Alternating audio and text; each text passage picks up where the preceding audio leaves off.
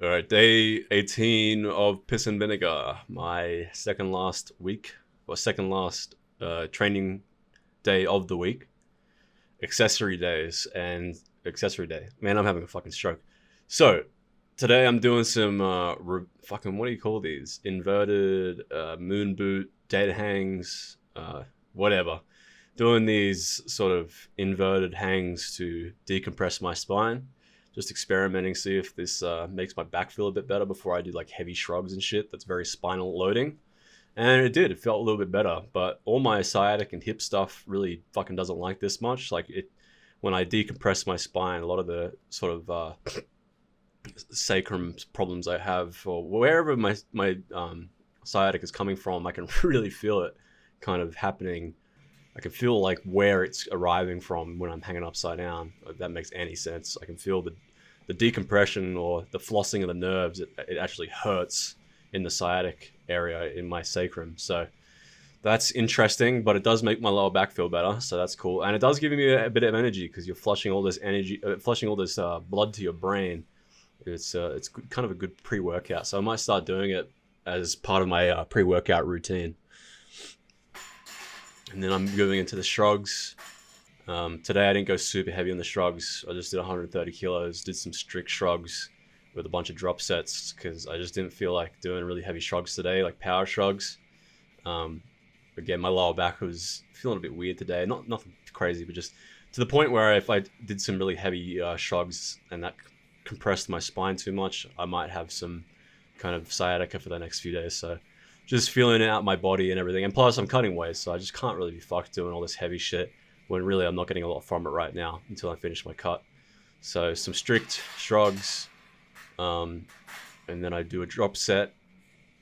I should be faster with my drop sets. I take a lot of time in between my drop sets like a lazy fuck. I should really haste it up and run to my plates and take them off because realistically, when you drop set, you want to take the least amount of time possible in between the sets. So yeah, I need to start speeding it up a little bit.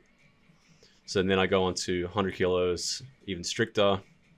Another set to mechanical failure.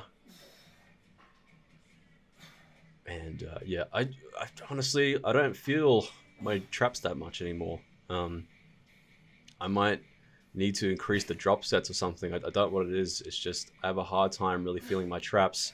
The only time I really feel the DOMs, I mean, I don't feel the contraction really much at all. I don't feel like I've worked my traps much. The only thing I do get is DOMs after I do really heavy cheat shrugs. But if I don't do those, I don't even get DOMs. And I mean, I rarely get DOMs on anything anymore just because I've been lifting for a while. But yeah, I don't know what it is. I'd love to get like a leverage machine where I can really squeeze the traps and get a better range of motion and have a standardized kind of range of motion. But yeah, for now, I'm just going to rely on the barbell shrugs. And farmer's walk's pretty good too, but they're hard to take to mechanical failure. A lot of things will give out before your traps do, like your abs or your grip or your legs or your core, most likely the core. But the weighted stretch you get from farmer's walk is really good. But again, I work out at night and it's cold. I just can't be bothered going out into my driveway and walking up and down, loading up a trap bar with 180 kilos, which at this point I can't even deadlift that much weight. So I mean, it just wouldn't work. But I don't know. Maybe I'll spend the day trying to innovate new trap movements for my specific anatomy and insertions in the coming few days or something. I just need to figure out something different because I'm just not quite feeling it. And then yeah, doing some rack scraping shrugs. So this is to kind of emulate the Smith machine. I wish I had a Smith machine. I feel like Smith machine shrugs feel better. And then I do the Dorian Yates retraction shrugs where you get the lower and mid traps by retracting the scapula rather than just getting the upper traps. And these feel pretty good too, but I feel like there's still something missing. So yeah, the trap feels pretty mid right now, but when I start bulking and are more motivated to really push it hard, I'll probably find something that works better. Right now, my training isn't all that shit hot. And then I move on to some neck curls. This is a movement I definitely feel a lot. especially since I dropped the weight and started focusing more on the form, not using my hands to assist, doing the 5-second negatives. This fucking burns, man. Like this, I don't know how to explain it. It's very very agonizing. You'll see at the end of the set when I do my drop set, and you can actually see my face because I haven't got the jumper covering my forehead. I used to train with the plates on my forehead, but I started getting like this O shapes on my forehead that would imprint there for days, and it's not a cool look. You kind of look like you're in a cult or something. So I decided to be a bit of a pussy and put some padding on there so that my forehead didn't have this big O shape. Although I will say, from sort of a Wolf's Law perspective, having a heavy weight, I used to do way heavier neck shrugs when I'd cheat them. I'd have like 40 kilos pressing down on my brow ridge. And I noticed my brow ridge kind of defined more once I started doing really heavy neck curls. That could have just been age and becoming more androgenic as you age. But it could have also been the weights that I was putting on my forehead. But you can see these are really brutal. And then I'm doing a drop set and using my hands to do force negatives and stuff like that. Just really burning out the sternoclavicular muscles. And by the end of this, I can't even lift my head. Like I have to put my hands behind my head to sit up because I can't do them. And then I move on to the side lateral neck raises, side neck extensions. I don't know how you would label these. I guess they are a lateral movement, but I've been doing these with dumbbells for a while, and I just wasn't quite feeling them. And then I decided to move over to cables in this way. And now I feel it a hell of a lot more because the tension's more consistent. The resistance curve rather, is much more on my side with these. So if you're having a hard time hitting the side of your neck, which is arguably the most important part of your neck to hit from an aesthetic point of view, because it gives you that kind of wide neck look, you might want to give these a go. Buy yourself a karate belt. They're like $20 on eBay. And you can do a lot of shit with those. There's so many different movements you can do with the karate belt that's so much better than those ropes you see in commercial gyms.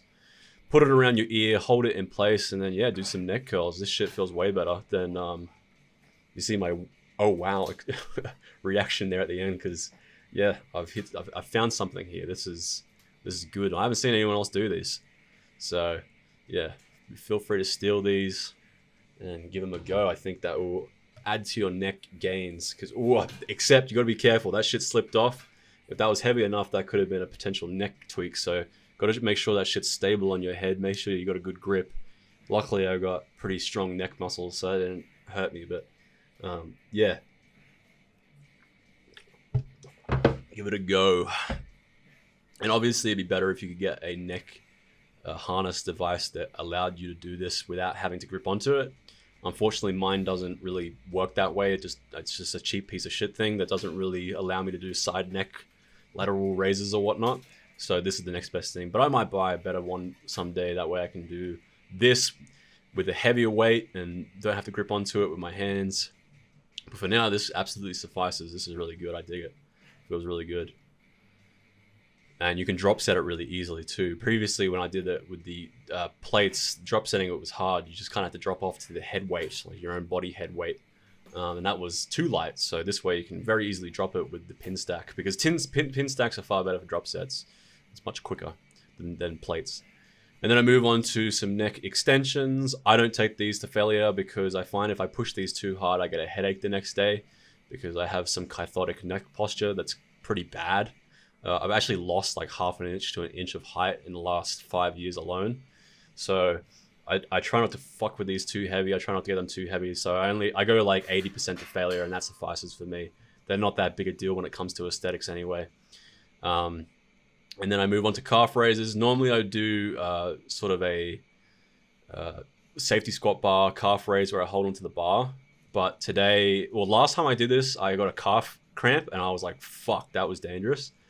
And then also I hate it. I hate the safety squat bar calf raises because as I said, I got some kyphotic issues in my neck. So if I have the bar on my neck with a heavy weight for too long, I start getting kind of a pinched nerve, and then I start getting like numb arms. So it's just a really unpleasant feeling. It's really annoying.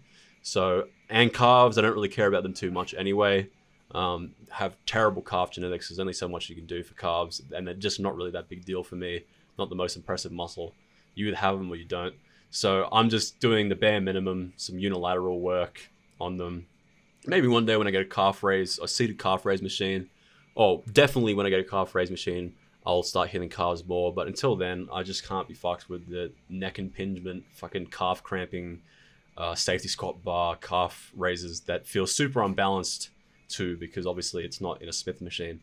So yeah, just going to do these from now on until I get a better calf raise setup. If anyone has any home gym suggestions for getting calf raises done, like with cables or something, very, very open-minded, very open to anyone that has any ideas. But if it has anything to do with a barbell placed on my back for high reps, I'm not doing it because it will fuck up my sort of nerve impingements.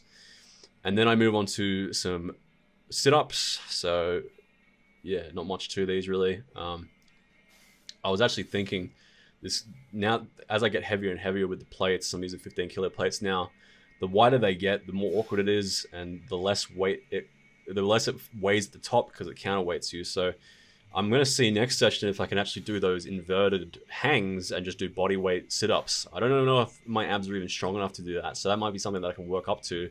And if I can do that, that would be really good because that's a super easy way of loading in a good resistance curve versus sitting all the way up. And once I get to about here, there's no gravity on my abs at all. The only real tension is from here to about there, and then it's gone. And then the weight actually makes it easier. So I might try that next session, see if I can do a single one, or I might do some band assisted ones if I can't actually do my own body weight, can't do the whole Tom Cruise Mission Impossible sit up. I'll get the band and use it to do my own body weight. So that's part of why I like doing these videos, is I get to watch back and I get to get new ideas. So I wasn't thinking about this until just now. And then I do a drop set, drop the plate off, and then do some body weight. Back's looking kind of wide, I'm not going to lie. It looks good. Mainly because the waist is getting smaller as I cut. And then I do some forced reps, so I'm like, cheating up and then doing forced negatives. And by now, my abs are pretty cooked. And that's not to say that this movement isn't efficient for hitting the upper abs. It's just probably not as good as the inverted sit-up, which is a far better resistance curve and harder. So you don't have to add as much weight, if any. And then my dog wants to fight, so give him a few combos. Let him know what's up. Piece him up. Give him some elbows.